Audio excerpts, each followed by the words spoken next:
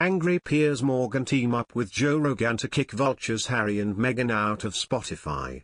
Piers Morgan has seized an opportunity to blast Meghan Markle once again as he fails to move on from their one-sided falling out.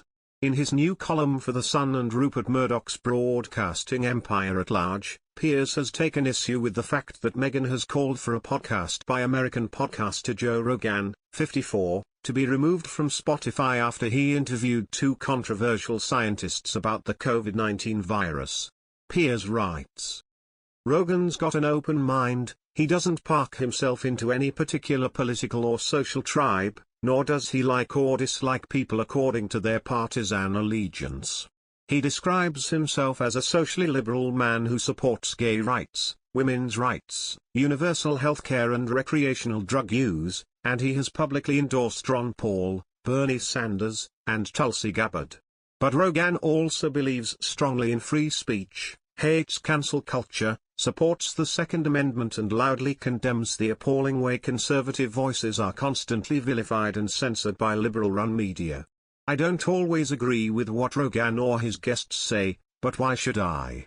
But what I like most about him is his fierce curiosity and refreshing willingness to admit when he's wrong or has simply changed his mind.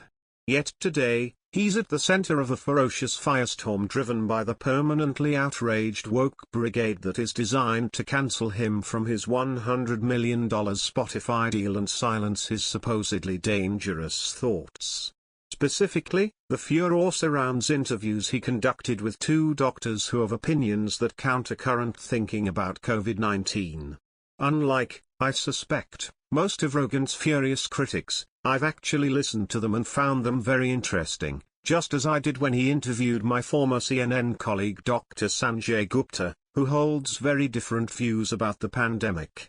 As Rogan, who's made it repeatedly clear he's not himself an anti-vaxxer, saying, I believe vaccines, are safe and encourage many people to take them, explained in an Instagram post last night about his decision to book the two controversial doctors. They have an opinion that's different to the mainstream narrative, which is why I wanted them on. I'm interested in finding out the truth and having conversations with people who have different perspectives.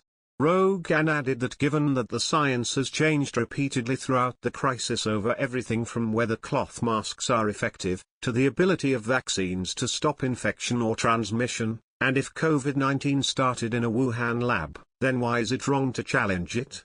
But for doing so, he's been lambasted in an open letter from 270 doctors and scientists. Once liberal but now censorious rock dinosaurs Neil Young and Joni Mitchell have quit Spotify in protest, and in a new low, the Duke and Duchess of Sussex have demanded the Swedish streaming platform, which paid them $25 million last year to do their own podcast, do something about Rogan's rampant misinformation. Sorry, what? A pair of two-bit minor British royal family renegades best known for spewing outrageously harmful misinformation to Oprah Winfrey are trying to suppress an American's First Amendment right to free speech. Piers first takes the time to brand Meghan Princess Pinocchio once again and highlighting that she wrote to ITV to have him fired after he accused her of being dishonest in some parts of her infamous Oprah Winfrey interview. He then continues, how dare she and her equally hypocritical husband, Harry, make any demands from a company that's paid them a fortune to so far produce one podcast that was so bad, I needed urgent brain cell restoration surgery after enduring it. If the choice of whom to listen to in America is a curious, smart man who listens to myriad views to get to the truth, or a pair of fork-tongued, woke wastrels whose only currency is trashing the royal institution that gave them their titles to exploit for vast financial gain, give me the former anytime. Piers concludes by suggesting the bosses of Spotify should cancel their contract with Meghan and Harry and reallocate the money they would spend on them to Joe Rogan instead.